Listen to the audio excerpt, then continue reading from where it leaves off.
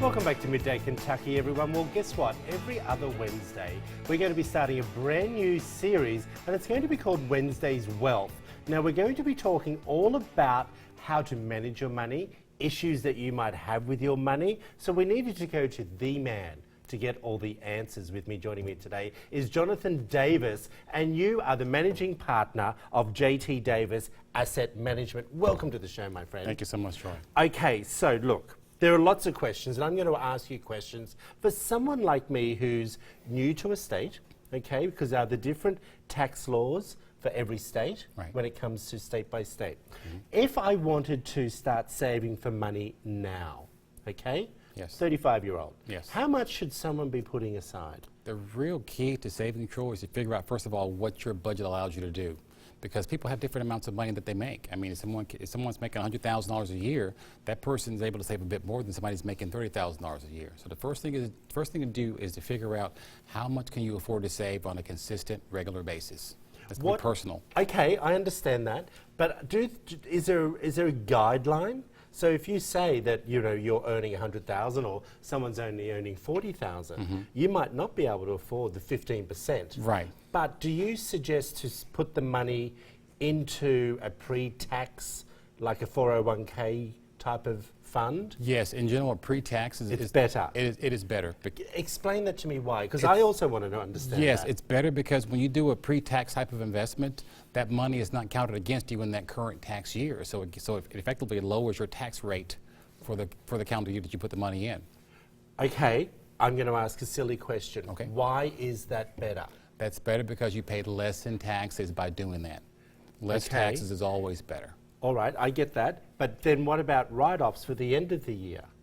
So tax deductions. If you're paying less tax, Yes. you won't have as many tax It deductions. doesn't affect that. Oh, there we go. Two different issues. Okay. Yes. That's We should talk, Troy. Yeah, I know. No, you just gave me some. I'm sitting thinking now. When do you think, because there's a lot of ads on TV, that they come up and there's one just recently where they have these people walking along and they're saying how much you need for when you retire and when you think you will retire. There's a difference, isn't there? There is. What do you tell your clients, when they come in and they're 55? Yes. And they haven't saved enough? Yes. What do you do? First, we pray. No, I'm just kidding. The first thing I do is I sit down with my clients and I try to figure out exactly where they are. But more importantly, I try to get my clients to figure out and to emotionally embrace where they are too. Because when it comes to money, the money issues and the emotional issues, they all tie together, Troy. And it's so important to realize that a cookie cutter, one-size-fits-all solution is not going to be the best way to go for most people. We take a very holistic approach and a very individualistic approach also, in that we sit down with our clients and we try to make a plan that's going to be specific to that person's needs. Whether the age thing, obviously when a person turns 55 years old, they're going to be getting a bit closer to retirement, but there are some folks who are not ready to retire anytime soon. I know. I can't imagine retiring at 65. Yeah, I can't imagine continue to myself work. doing that. So that person in a different situation than the person who comes in and tells me, you know what, at 60, I'm done. I've got that person as well, So, but the situation is totally different. But they've got to have the money to be able to do that. They've got to have the money and the plan put together. Yes. That's right. Okay, let's just say there's a mother at home watching right now. Yes. And they have a son that's just left college. Yes. Okay, and he's 23 and his first job. Earning 40,000. Yes. Okay? Yes. That's about average. Right.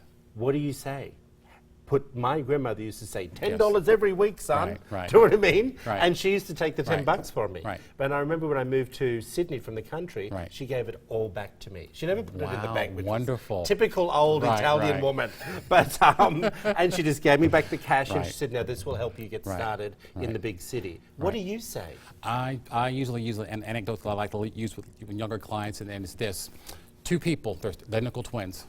First person, very methodical in their life as far as saving money, and he decided to save money from age 22 to age 30, and then stops, $2,000 a year, and then he stops. Second person wants to, party and have a good time for the first part of their life.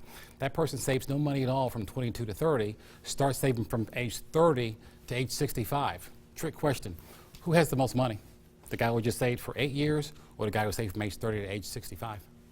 given the same interest rate. No, you're going to make me look silly. Given the same I interest don't rate. know. The one that started at 30. Actually, no, they have about the same amount of money. If the interest rate's the same, because of the time value of money, by saving a smaller amount of money in the early years and stopping, you get the same amount of money by saving a much shorter I time got you. period. Yeah. Jonathan, we've got a lot of questions to ask you. We're going to Yes. get to them over the next few months. We can't wait for you to come back. Awesome. We Looking just forward to cracked it. the top of it. Yeah. Buddy, we really appreciate you. If you want to find out more information about JT Davis Assets Management, there's all the information there. Website, phone number. Also go over to their office, guys. We appreciate you coming in. Really do. Thank you, Hey, Joy. have you guys ever wrapped a pickle in bacon? What am I reading here?